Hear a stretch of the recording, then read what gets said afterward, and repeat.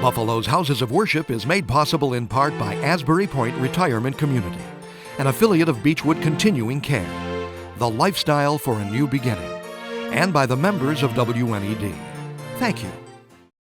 Buffalo can boast masterpieces from Sullivan, Wright, and Richardson. But some of the city's most inspirational architecture is sacred. Nestled within the cityscape, spires pierce the sky. Towers reach to the heavens. A closer look at Buffalo's rich architectural tapestry reveals some of the finest stained glass in America. Incredible terracotta ornamentation, historic instruments, and intricate woodwork. Built of human toil and sacrifice to foster devotion to God, these are Buffalo's houses of worship.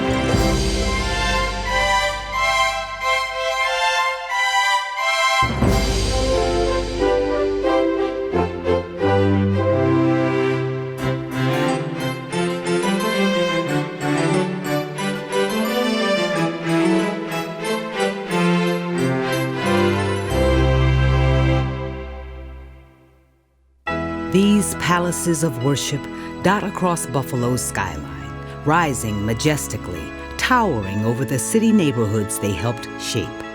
Monuments to what human hands can accomplish.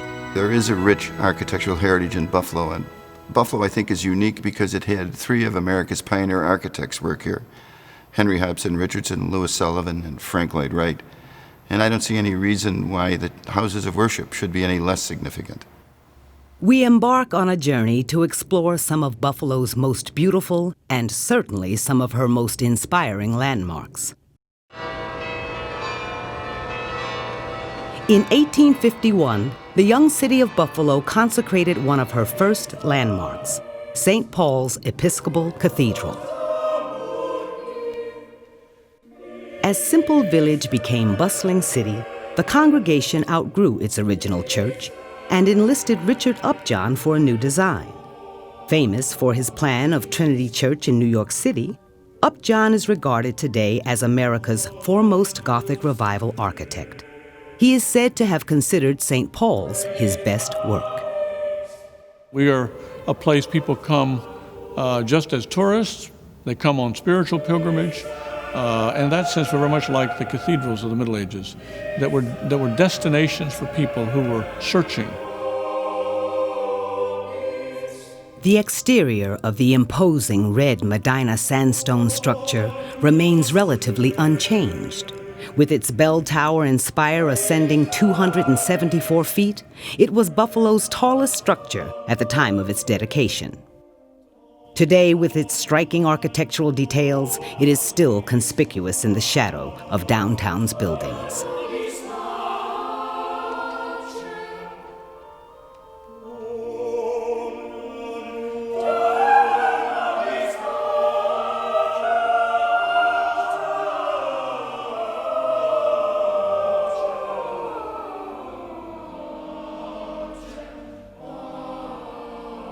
As you go in the church and as you face the main altar, off to the right is a magnificent oratory altar with a triptych on it that frames a 14th century painting by Jan Pollock.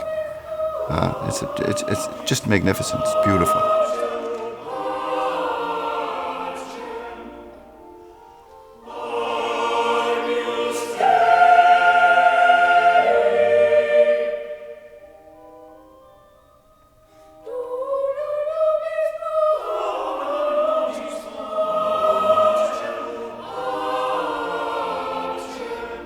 In 1866, St. Paul's Church became the Episcopal Cathedral for the Diocese of Western New York. A choir of men and boys was established the following year to bring the Anglican liturgy to its full splendor.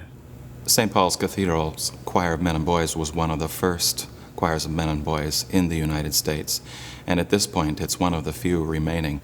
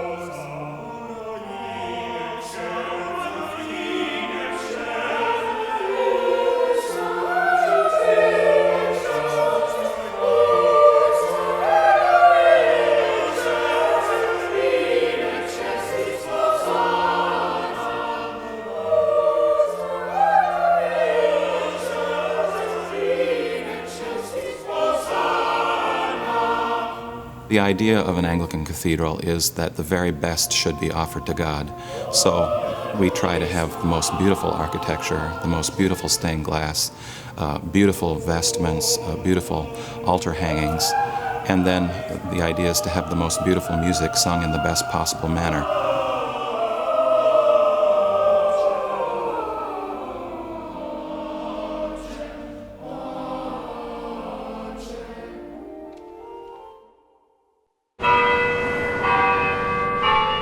One block away, at the corner of Church and Franklin Streets, the cornerstone of St. Joseph's Roman Catholic Cathedral was laid, just as St. Paul's was consecrated. My great-great-great-grandfather, he used to come down here on a regular basis and haul the stone from the basin, which was at the foot of Erie Street. It was built by nickels and dimes, and also people who contributed their work and tools to actually raising the walls.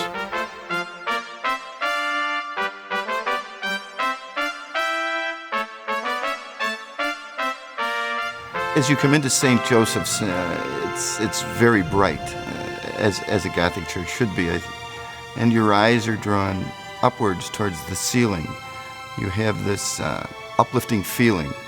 Bishop Timon had traveled throughout Europe raising funds to build the cathedral, and evidently in his travels he had come upon these windows that were the property of King Ludwig, and he thought the windows would look beautiful in his cathedral, and he approached the king and asked him if he would be interested in donating these windows for the cathedral, but the king said absolutely not. He was not going to give up his prize windows.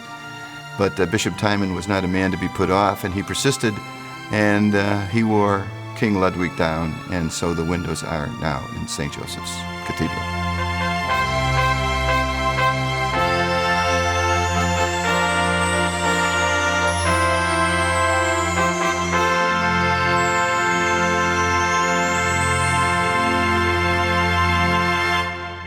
At the opposite end of the building sits the cathedral's historic centennial organ, built in 1876 by Hooke and Hastings as a showpiece of the Centennial Exposition in Philadelphia. So the organ was sent down as part of the exposition, and there was a bit of a contest as to who could build the best organ in the country.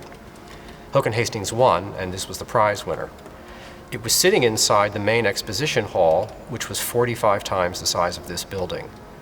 This organ was described in 1876 by the judges in Philadelphia as a dictionary of American pipe organs. In other words, they meant this was the reference point by which all other organs would be judged.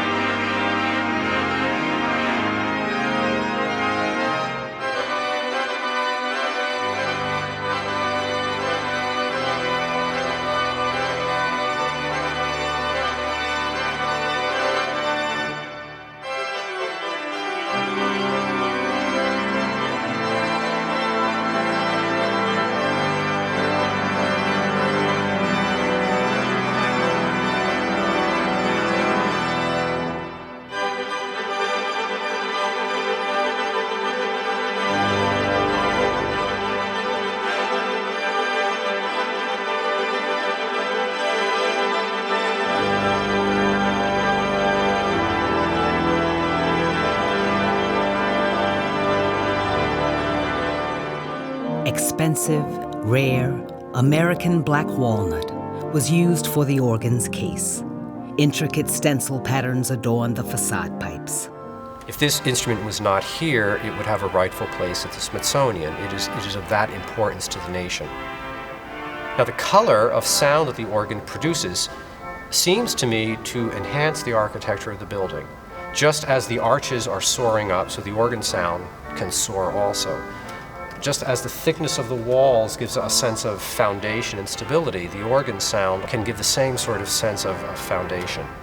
When you'll see light streaming in through the various stained glass windows, the organ can imitate that and duplicate that and reinforce that same sense of transcendence. So in a real way, it is a partner with the architecture of the building.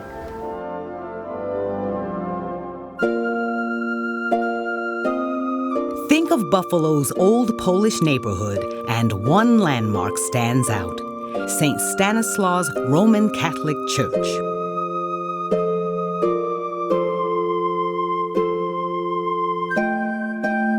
St. Stanislaus Church is the foundation on which much of the Broadway Fillmore area was built.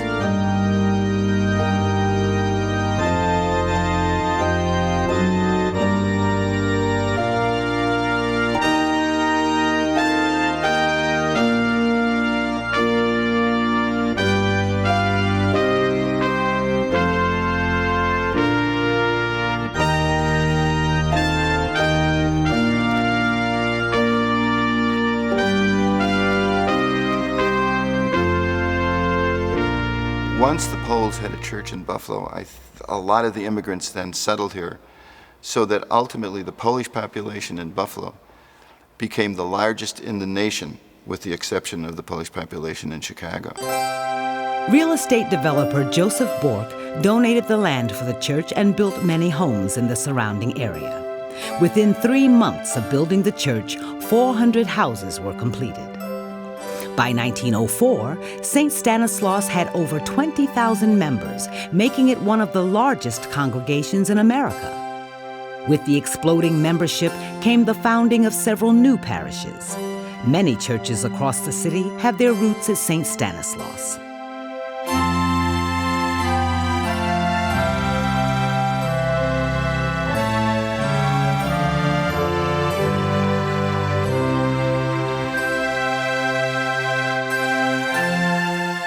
To this day, most often if you speak of the Buffalo East Side, they're thinking Polish. Children were out in the street calling to each other in Polish. Even in the years that I'm here, going on 25 now, a good number of the businesses that no longer exist were strictly Polish-oriented. Today, even as the neighborhood changes, the church continues to be a focal point of Polish culture and traditions. We have the traditional święconka, the blessing of food on Holy Saturday. Because of the numbers who continue to come, we do it on the hour. The people bring in all of their fresh baked goods, their smoked sausage, and so the church smells somewhat like the Broadway market for that afternoon.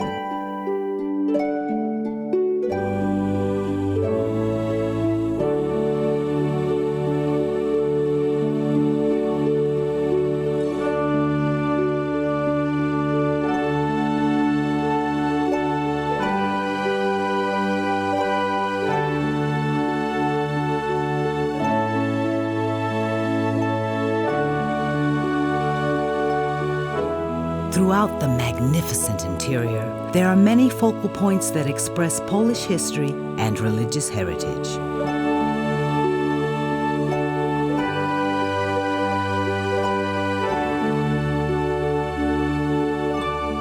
Even as other churches grew up in the area and the Poles moved out of the parish of St. Stan's, they still had a strong connection because their ancestors had gone there, they had been educated there. So St. Stan's always was and still is the mother church of the Polish community in the Buffalo area. If you were to ask them, well, where do you belong? They'll tell you St. Stanislaus in Buffalo. Now, what does that belong mean to them?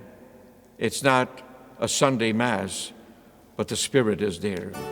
That is why on the heading of our bulletin, for those who know Polish, that word Stanisławowo has a lot of meaning, that I'm attached to it for what it meant in the past and what it means yet today.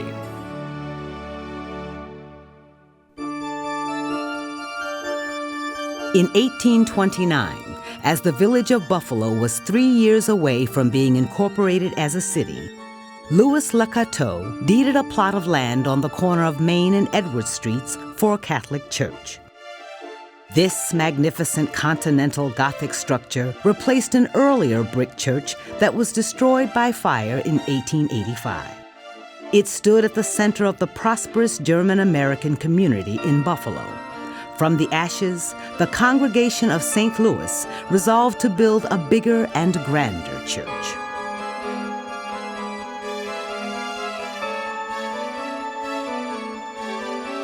St. Louis Church is one of the finest examples of Gothic revival in the United States.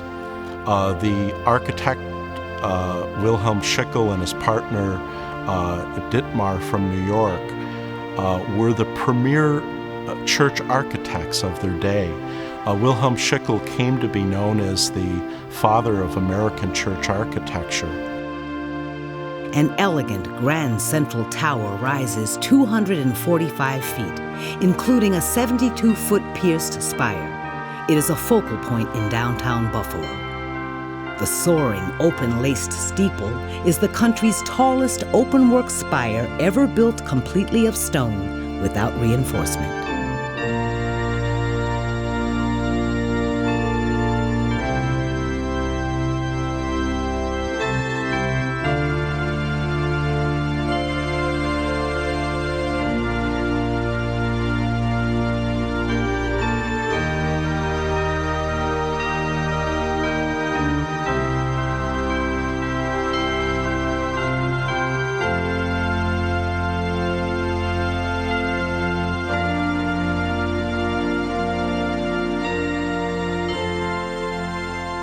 There aren't many churches left that still have the old main altar and the communion rail and the pulpit and the stained glass windows and the statues. And because we are the mother church, and I think there should be one place where all of these old traditional things are. A building update from 1900 boasted, "Behold, your house of worship. It is the crystallized embodiment of your charity and devotion. Stroll into it when you will, and your soul will be carried to higher spheres of thought and feeling. Its grand and graceful moving lines, its spacious and lofty nave and transept, its light and airy arches seem to draw you up to the very skies."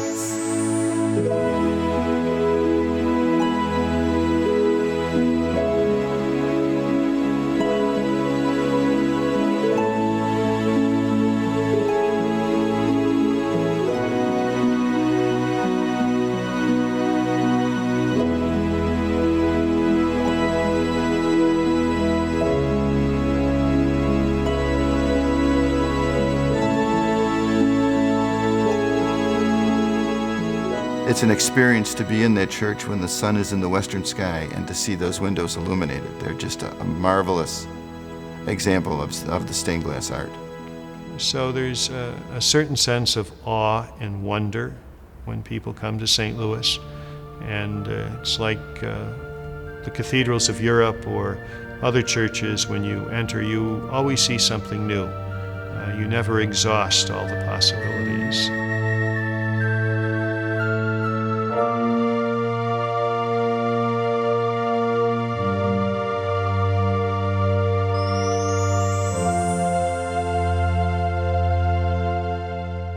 It's amazing at times I'm in here, say, alone, and I say, boy, it's magnificent, the beauty of this church, the immensity of this church, and what a privilege and honor it is to minister here. And I think that you stand here in this holy ground and historic First Catholic parish, the first place where Mass was held on a permanent basis. And you think, that old expression, we stand on the shoulders of giants. We have a beautiful church, the building, but we also have a beautiful church, the people of God who are here, and their dedication, their loyalty, their generosity, their faith, their determination.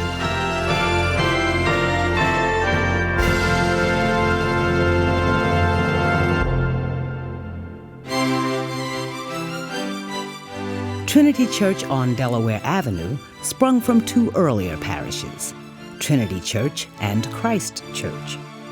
Looking to move uptown, to the more fashionable Delaware Avenue neighborhood, the Trinity congregation agreed to buy the lot adjacent to the Chapel of Christ Church and build a new sanctuary in 1884.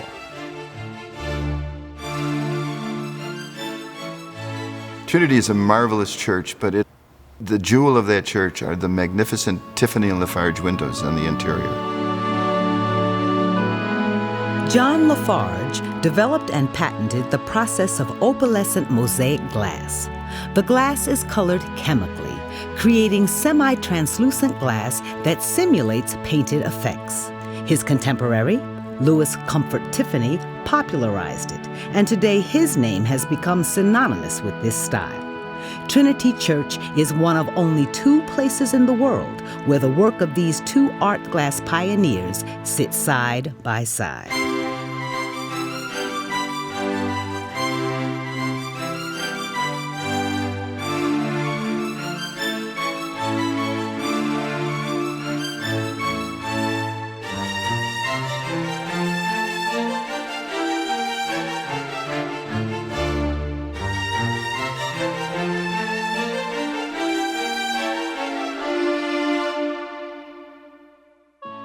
Five awe-inspiring scenes surrounding the main altar are by John Lafarge.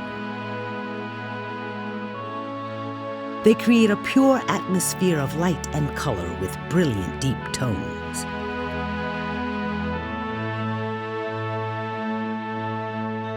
Lafarge's finest work in Trinity Church, and perhaps the world, is drawn from the book of Revelations, the sealing of the 12 tribes of Israel.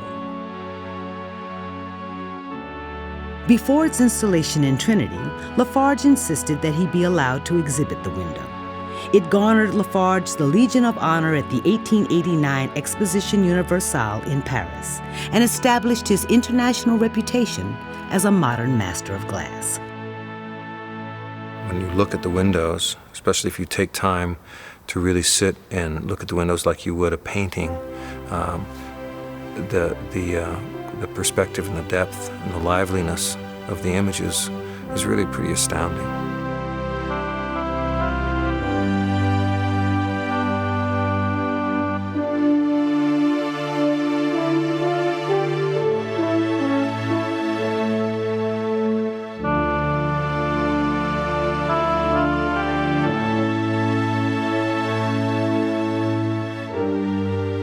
You walk in here, or our chapel, over the courtyard, and it is a magnificent place of stillness and peace, where you can just sort of let go.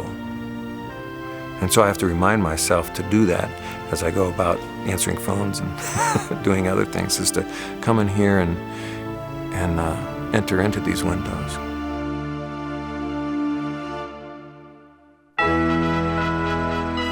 First Presbyterian Church is the oldest religious organization in the city. Founded in 1812, it is the mother church of Buffalo, helping to form 12 other religious organizations. Prompted by the growing congregation and expansion of the city northward, First Church moved to its current location in 1889. It's undeniable that anywhere you stand on the west side, you can see the tower of First Presbyterian Church. I mean, it truly is a landmark there. This Richardson Romanesque church is the work of the most prestigious architectural firm in Buffalo history, Green and Wicks. E.B. Green designed the 163-foot copper-roofed campanile as a focal point on the south end of Richmond Avenue. The exterior is meant to mirror and complement Henry Hobson Richardson's State Asylum, which anchors the north end.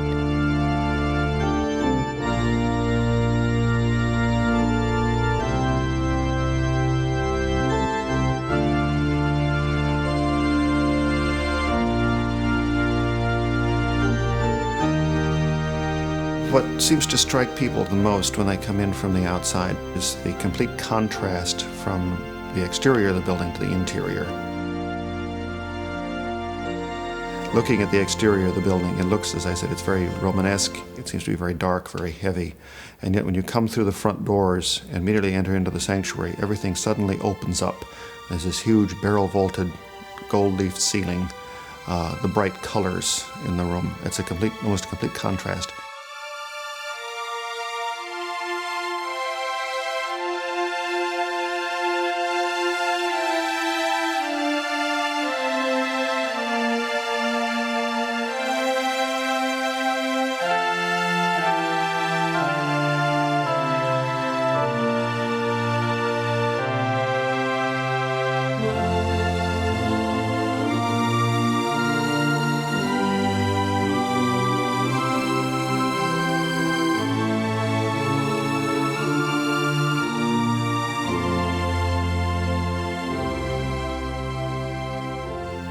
You see the work of a people who wanted, in a way, I think, to speak of the glory of God.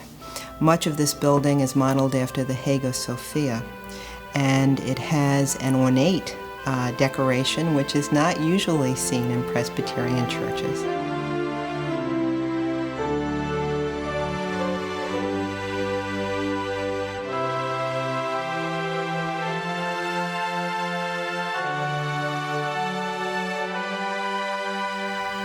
Very frequently during the day, I will sneak off for a few minutes to sit. I particularly love sitting in this sanctuary and looking at the Tiffany window, the New Jerusalem window. And I think somehow in the beauty, in the majesty, in the silence, there's an opportunity for me at least to be self-reflective and to pray and to seek God's guidance. I will be eternally grateful to the founders of this church and to the care and dedication to every detail, from our sanctuary to our Tiffany stained glass windows, to our pews, to our chancel spaces. They leave us a legacy that it is now our job to continue and to leave a legacy to our children and their children.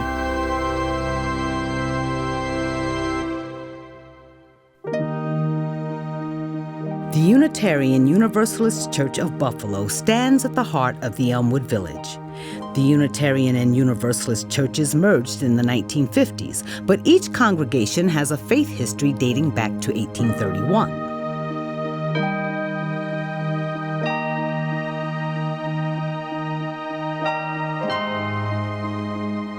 It is the work of noted Buffalo architect Edward Austin Kent. Kent was the only Buffalo victim of the Titanic disaster. Inside the impressive Gothic exterior is one of the best arts and crafts spaces in the city.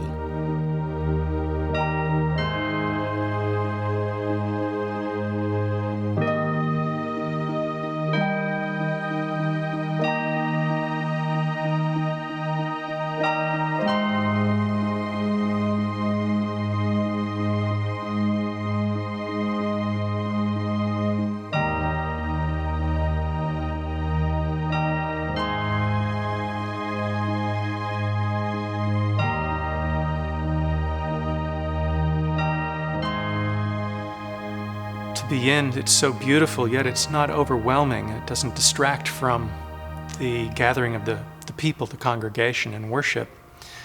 The main elements are the limestone walls, the beautiful oak wood in the pews and the ceiling and the reredos, and the stained glass windows. So there's the essential three elements that come together to create the space. And you're impressed by the magnificent ceiling. It's a solid oak hammer beam ceiling, and at the crossing are these magnificent beams. The handsome canopy stretches across the space, supporting wrought iron pendant light fixtures, terminating with carved stone corbels. Decoration in rich green, purple, and blue color add an Art Nouveau style to the stained glass.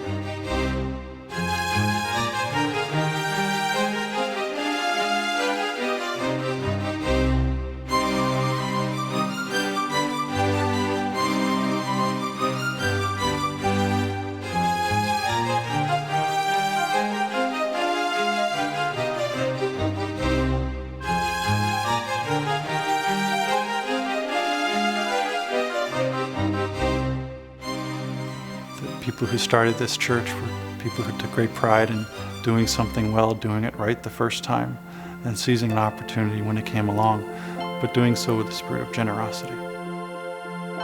A beautiful building, I think, evokes feelings of comfort, feelings of being connected to past generations and future generations. And architecture like this transcends, I think, time and place.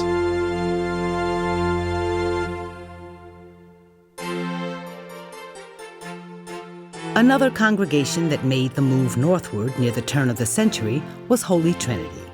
This English Gothic-style church on Main Street was completed in 1905 on the site of an old orchard. The congregation dates back to 1879. It was founded as the English Evangelical Lutheran Church of the Holy Trinity. And the English refers not to the English tradition, but the fact that these Germans wanted to speak English and wanted to worship in English. From the street, the white Medina sandstone structure looks rather unimposing. Once inside, the expanse of the sanctuary is stunning. They wanted to build a church that was open and that was light. And two of the things that produce that here is the coloration, the proliferation of windows everywhere. But also, as you look at the church, you'll notice that there are no pillars supporting the church.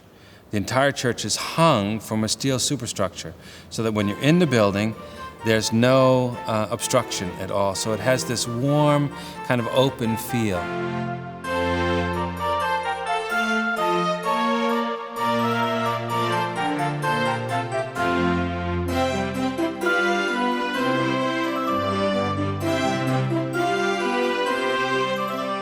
A 1905 newspaper report told of the city's joyful reaction to Buffalo's newest house of worship. There is an expansiveness about it all that is very impressive, and at the same time, there is a comfortable coziness that is readily enjoyed. The chancel area is marvelous. If you start at the ceiling, there are ribs that begin at the ceiling and then radiate out.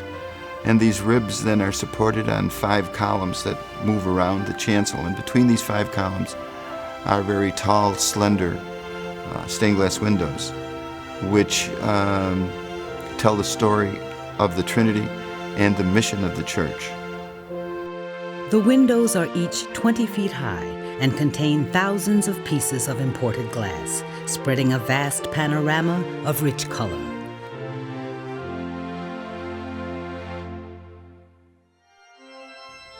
One dominant feature of the church is the Mahler pipe organ. It has grown from the modest instrument installed in 1948 to its present size of 152 ranks.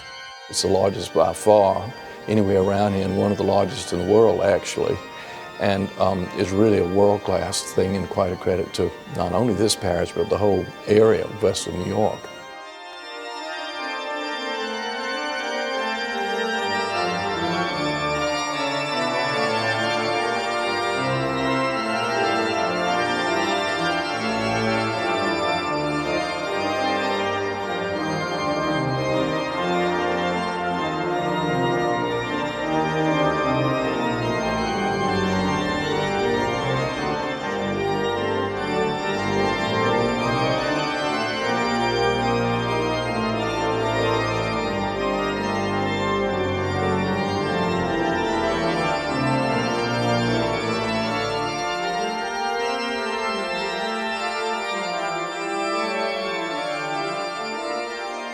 We consider it an extraordinary blessing that we're able to work and live and worship and pray in such a remarkable place. It inspires awe and devotion.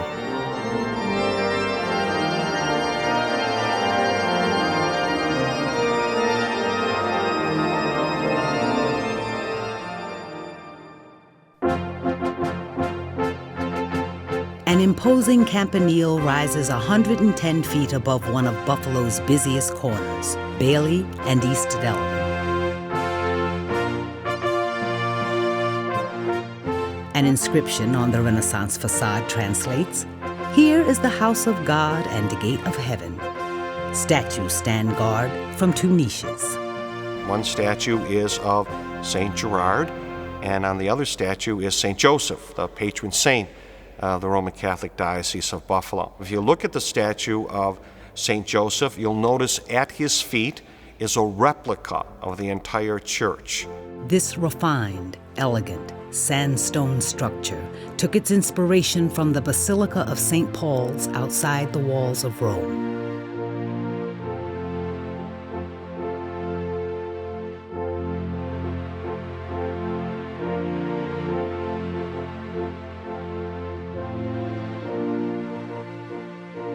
Construction began in 1911. Within 2 years, the lower portion of the church was completed. A temporary roof was installed until 1931, when funds were available to complete the plans.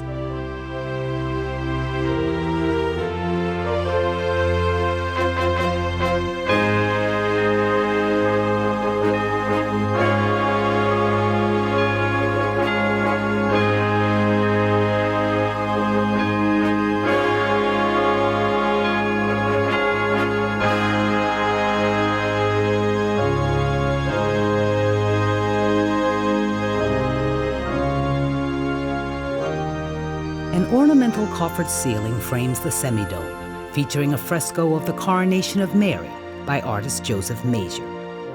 The arcade is ringed with 26 rondos, depicting various popes alternating with Marian symbols.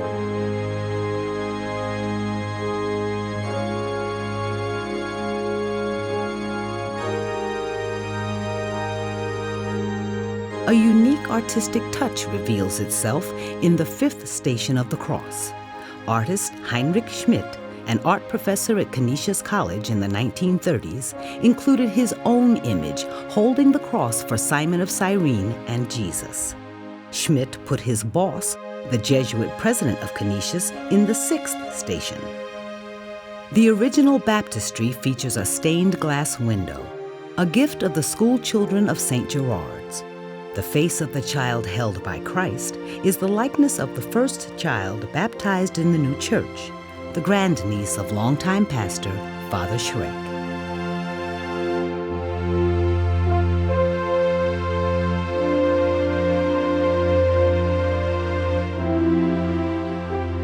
And a lot of times that history flashes before you, seeing in the beauty of the stained glass, on the columns, on the marble floors, on the marble altar.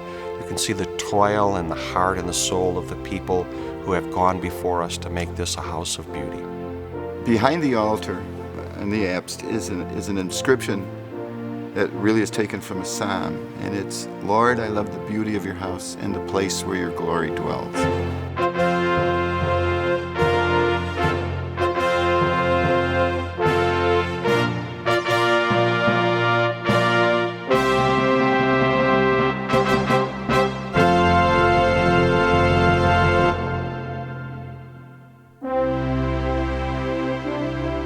Tucked away on Leroy Street, in an otherwise nondescript East Side neighborhood of wooden houses, sits one of the purest examples of Lombard Romanesque architecture in the United States.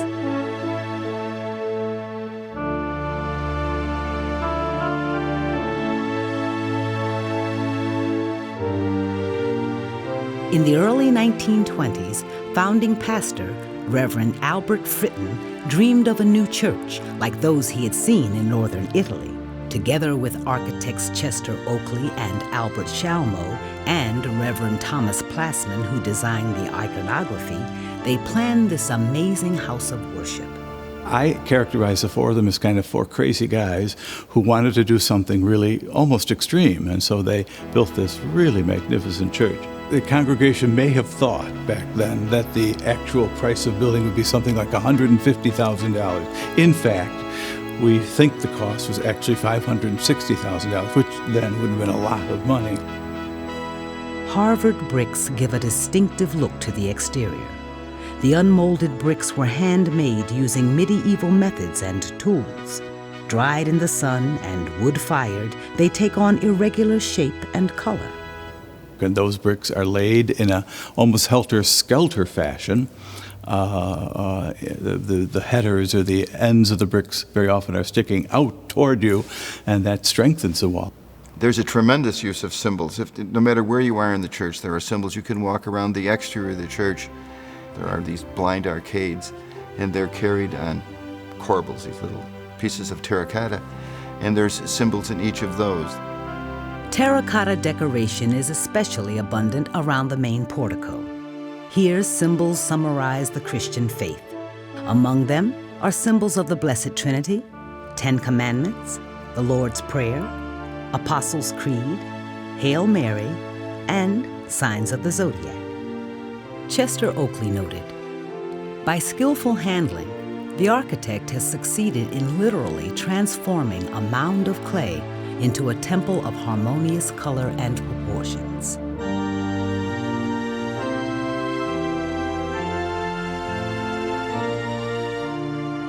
Inside, the fireworks display of exquisite decoration continues.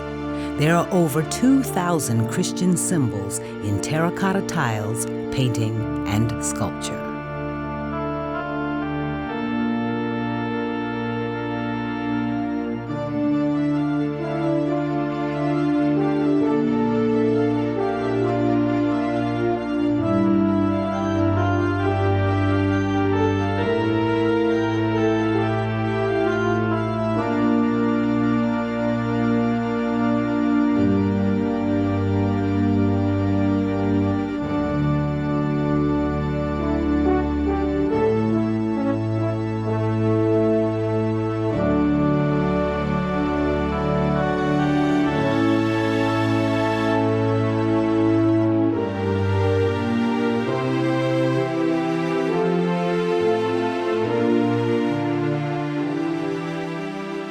The Great Dome pictures Old and New Testament saints making their way to heaven with the choirs of angels and the Holy Trinity.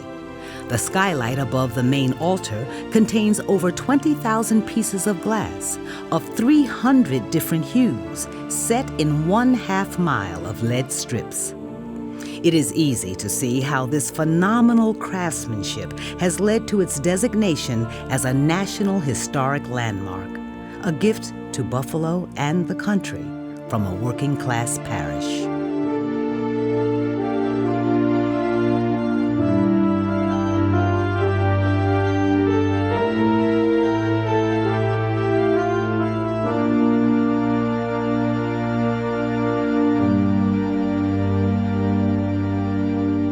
How many came over the years with their kids to be baptized and then watch them make their first communion and get confirmed and then married?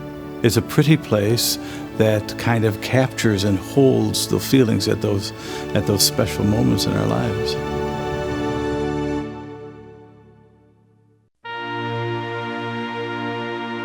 Equally arresting in its beauty is Our Lady of Victory Basilica.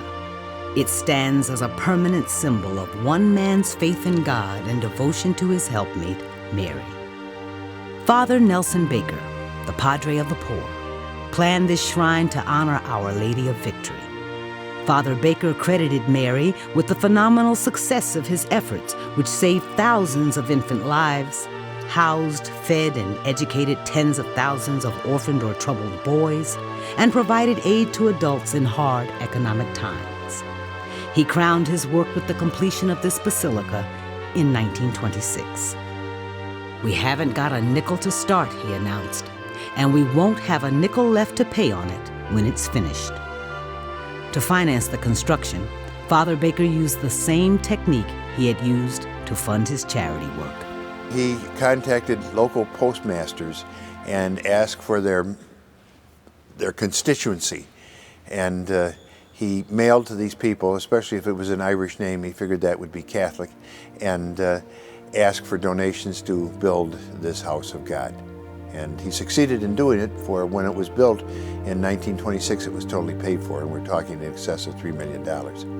The white marble exterior, with copper-topped twin towers and huge copper dome, dominate the landscape of Lackawanna, just outside the Buffalo city limits.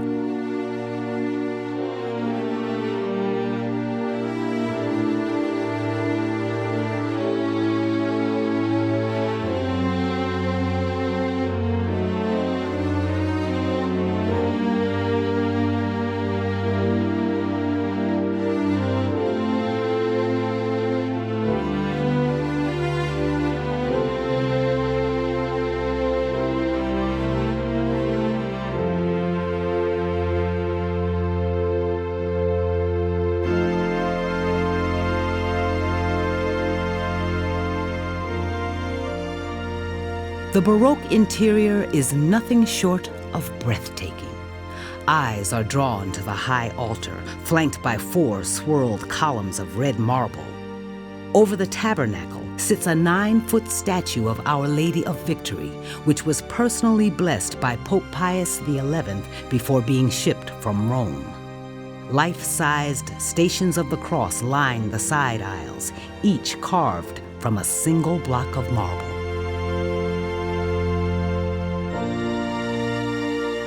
The grotto shrine and altar to Our Lady of Lourdes is now Father Baker's final resting place. Because of his great work, because of his great devotion to Our Lady of Victory, because of the outpouring of people and the proclamation from people that he is a saint, we are working towards having Rome declare him a saint of the Church.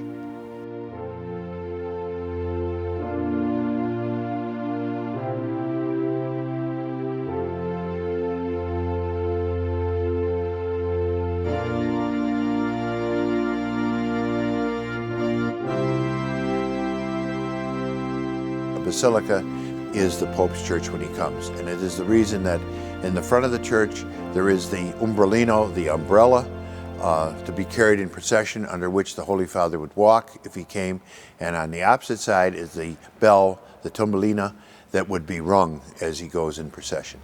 There's a story that there are more angels in Our Lady of Victory than there are in heaven. I don't know if that's true, but someday we'll have to count the angels and see.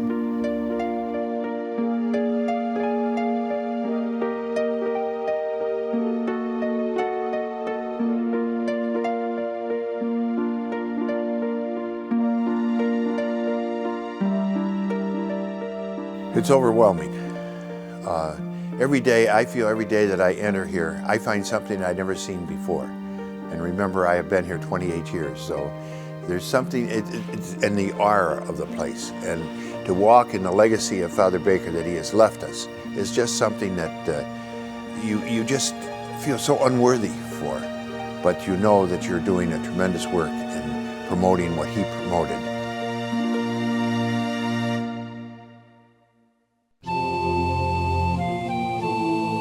It is one of the most unusual and eye-catching buildings in Buffalo. The 10 scalloped panels of Temple Beth Zion appear almost as hands outstretched in prayer. Founded in 1850 as an Orthodox Jewish congregation, Temple Beth Zion was reorganized in 1863 as Buffalo's first Reformed congregation. It remains the largest in Western New York. On October 4th, 1961, Buffalo lost one of its great architectural treasures. A fire destroyed Temple Beth Zion's stunning Byzantine temple built in 1890. From the ashes grew a resolve of the 1,500 family congregation to rebuild. There really was a debate in the congregation, and there was a strong city contingent that insisted the building really needed to be here. The building committee turned to architect Max Abramowitz for a new landmark.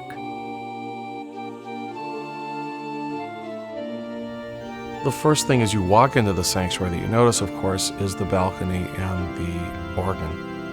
What's magnificent, though, is the way this balcony just sort of curves around. It was built this way to represent the enveloping God's wings and drawing you in, and I think it really does.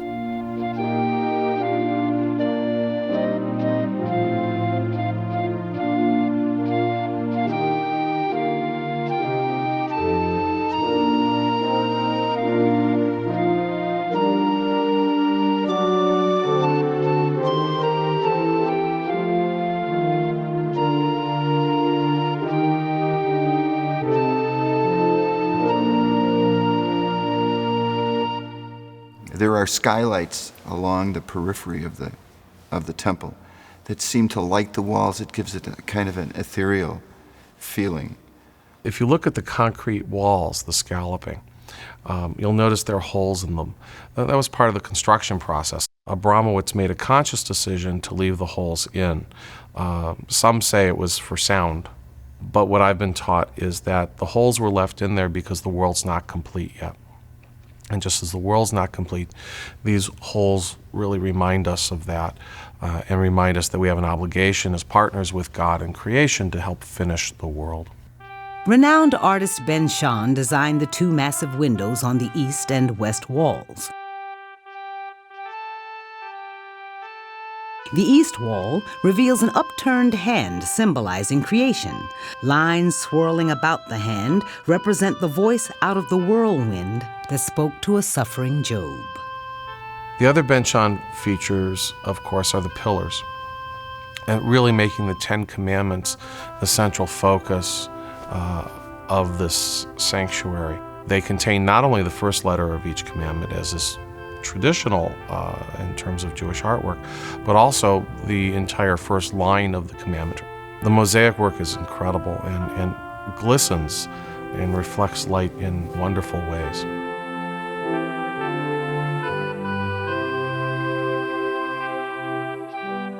A mosaic, glass and brass menorah designed by Shahn adorns the bema. Behind the sanctuary is the Kofeld Judaic Museum. It's a place where we really want people to come and experience Judaism. It's sort of it is a part of our outreach to the general community and our inreach to our own community, so that we remember our roots and our ties to Buffalo.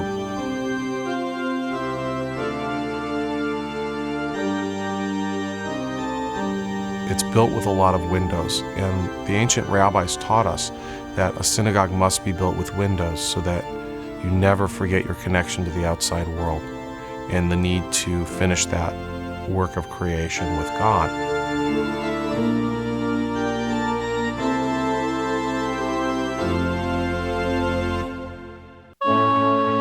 Standing in quiet glory, some churches have evolved over the years. As neighborhoods change and congregations move, many of these historic, beautiful buildings have taken on new roles. Still, marvels of grand design, these irreplaceable treasures will be here for generations to come. For over a century, St. Mary of Sorrows Church has had a unique place in Buffalo's urban fabric. Closed and scheduled for demolition, it was saved with the help of preservationists in 1986. In 1992, it emerged after a $4 million rehabilitation as the King Urban Life Center. Today, in the radiant glow of the stained glass, it is a gathering place for the community. St. Mary's gracefully entered into its second century, providing a countless variety of programs for everyone, from young children to seniors. Parents have referred to it as a beacon of light for the community that was once a very dangerous place to be. There is a level of comfort now, and it actually draws people in. St. Vincent de Paul Church had been called the only perfect example of the Byzantine Lombardic style of architecture in the country. In 2000, it reopened as the Montante Cultural Center on the campus of Canisius College. We have brought a number of older people in the community through here, people who have been married here, people who were baptized here, people who had every significant event in their life. I think when people walk in here, they realize that this is a happy story, that the building has been saved and that it's going to be around.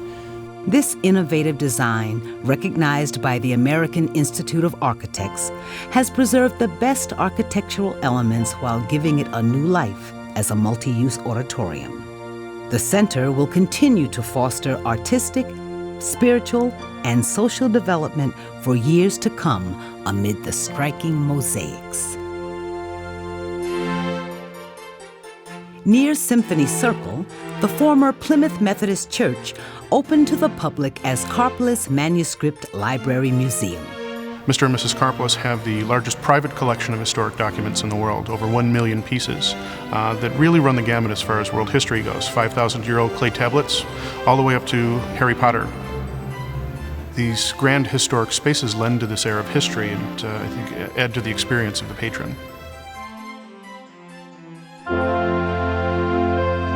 A journey through a West Side neighborhood reveals some of Buffalo's most inspired housing, built from the former Christ Church.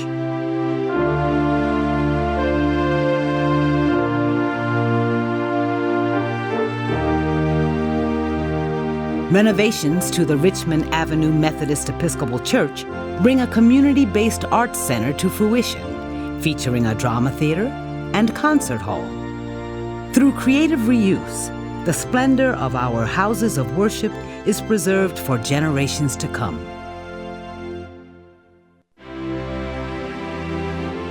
We pass churches every day in our everyday life, and maybe we don't pay a lot of attention to them. But I think we need to pay attention to them, and I think that if we get a chance, we should get inside and take a look at them. They have so many things to offer in terms of just the beauty, the sculpture, or the paintings, or the stained glass windows. They are buildings of exquisite style, designed to inspire awe, built from hard work and sacrifice. They preserve traditions and tie us to our past. They are architectural landmarks and repositories for incredible artwork. But above all, they are a vessel where we lift our voices and spirits in prayer. These are Buffalo's houses of worship.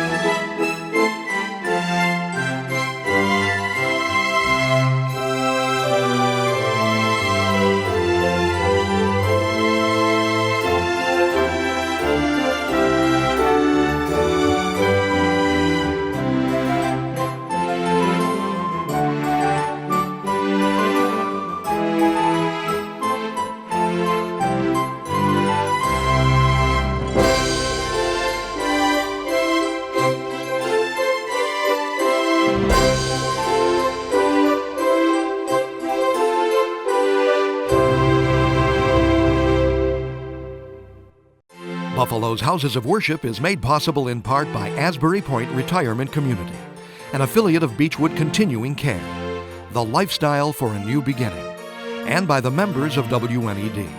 Thank you.